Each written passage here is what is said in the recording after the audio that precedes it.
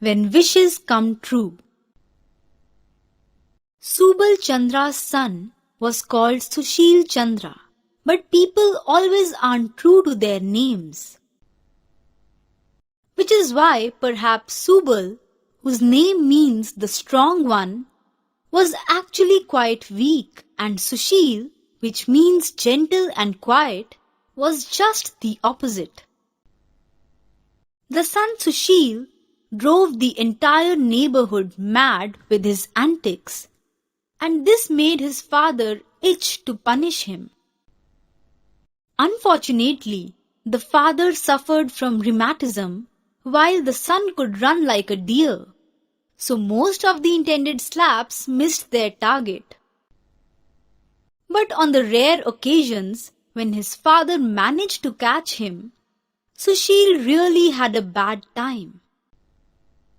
The day on which this story begins was a Saturday, and school would be over by 2 in the afternoon. But Sushil was in no mood to go to school for a number of reasons. To start with, it was the day of the dreaded geography test. Secondly, there was to be a display of fireworks at the Boses that evening, which everyone was looking forward to. After thinking long and hard about it, Sushil jumped into bed just when it was time to go to school. Subal looked at him in surprise and asked him, "Why are you still in bed? Aren't you going to school?" "I've a terrible stomachache," said Sushil promptly. "I can't go to school today."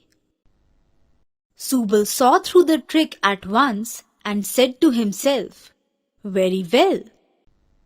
I know how to teach you a lesson." Subal locked his son in and went off to prepare a really bitter brew.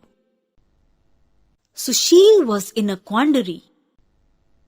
He was dying to go to the Boses, but now there seemed to be no chance. When Subal returned to the room with the big bowl of bitter brew, Sushil jumped out of bed saying, "I am fine now. My stomach ache is gone. I am going to school." "You are not going out anywhere today," said Subal. "Drink this and lie here quietly for the rest of the day." He forced the brew down Sushil's reluctant throat, locked the door from outside and left. Sushil burst into tears and wept buckets the whole day long. He told himself over and over again, "If only I could be as old as my father, I'd be able to do whatever I want to, and no one will be able to lock me in like this." Subal sat outside and thought, "My parents pampered me so much when I was young that I could never study as much as I ought to have done. If only I could be young once again, I wouldn't waste a single minute playing. I would spend all my time studying hard." It so happened that the goddess who grants wishes was passing by just then. She heard both Sushil and Subal and decided to grant them their wishes. Appearing before Subal, she said, "Tomorrow morning you will be as young as your son."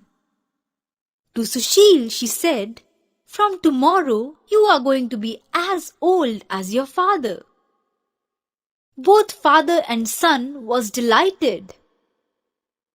Usually, old Subal could never get any sleep in the early part of the night, but fell in deep sleep towards dawn and slept late. But when the sun rose the next morning, he almost jumped out of bed and discovered that he had grown quite small. Sushil Chandra normally woke up at the crack of dawn and ran about the house. But this morning he was hardly able to open his eyes. When finally he did succeed in shaking off his sleep, it was only because his father was making such a racket outside. Sushil woke up to find that his clothes were bursting at the seams. His body has become strangely bloated. Both father and son got exactly what they wished for. What they had not anticipated were the complications. In the past, Sushil had always thought that once he was old like his father and independent like him, he'd spend his entire time climbing trees, swimming in the pond, eating raw mangoes, looking for birds' nests, and roaming with his friends all day long. When he woke up that morning, he felt no urge whatsoever to climb trees.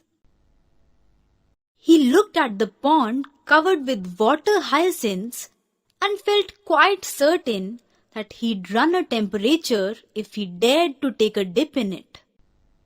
Finally, he stood up and decided to try his usual antics. He went to a nearby olive tree and made several attempts to climb it. He was astounded to find that climbing was beyond him now. Wasn't it just yesterday that he had been up there as easily and effortlessly as a squirrel?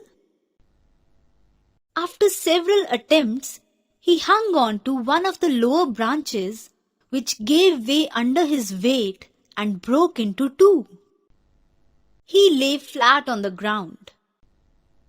People passing by were amazed to see an old man trying to climb a tree, and when they saw him rolling on the ground, they burst out laughing. Poor Sushil hung down his head in shame and returned to the veranda. Sushil's friends, who had played with him just the previous evening, took one look at the grouchy old man and ran for their lives.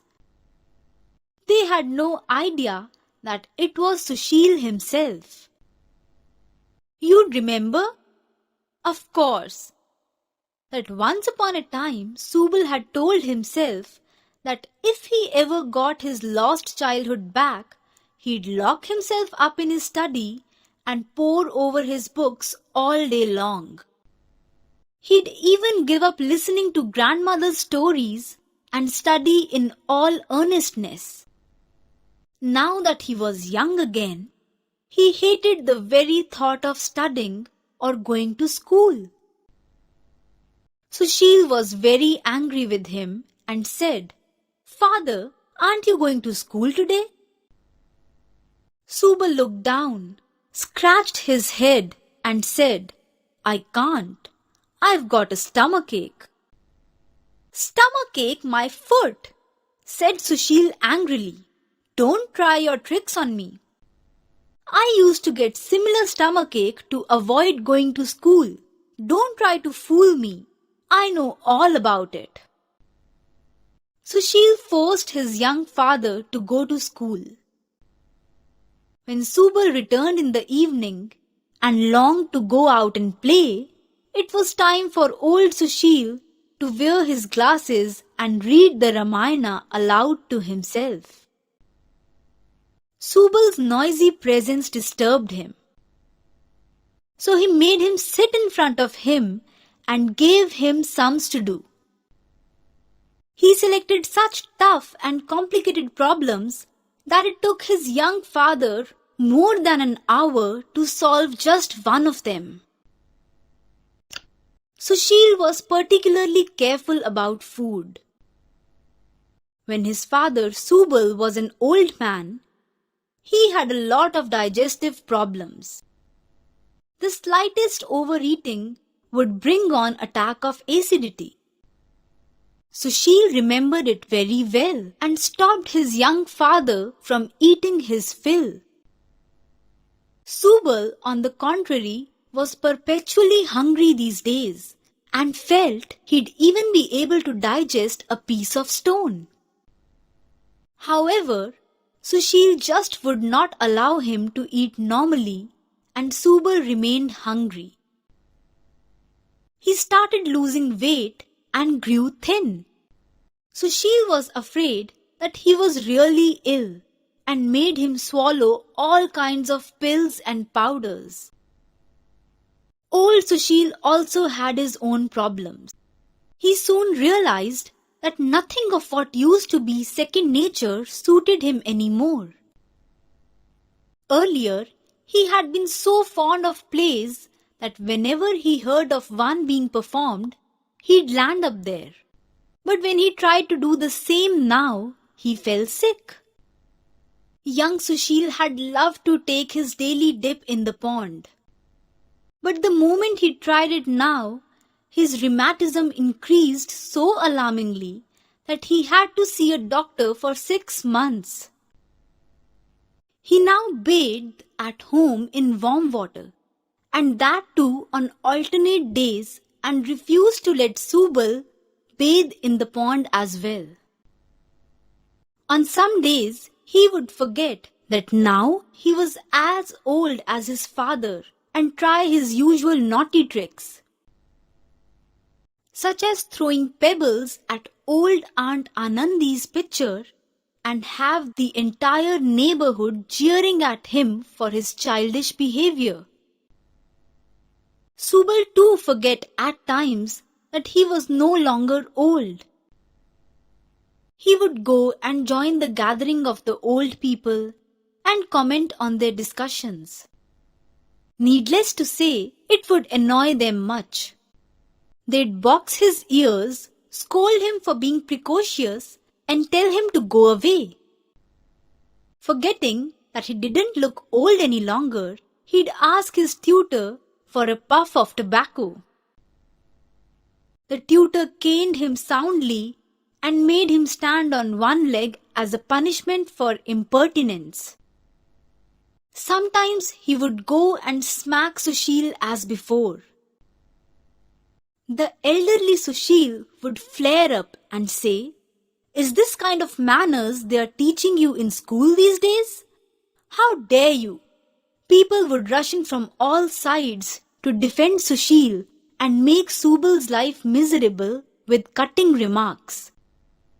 Some even hit back. Enough was, after all, enough. Subal now prayed with all his heart that he might regain his lost age and independence, which he had been foolish enough to pass on to Sushil. Sushil too prayed earnestly that he might become young once again and play around with his friends the way he used to. "Father has become exceedingly naughty. I can't look after him anymore. He really worries me all day." The goddess who grants wishes heard them both. "Well," she said, appearing before them, "are you satisfied?" Yes, indeed we are," cried both father and son, falling at her feet. "Please change us back to what we used to be once again." "Very well then," said the goddess. "That's what will happen when you wake up tomorrow morning."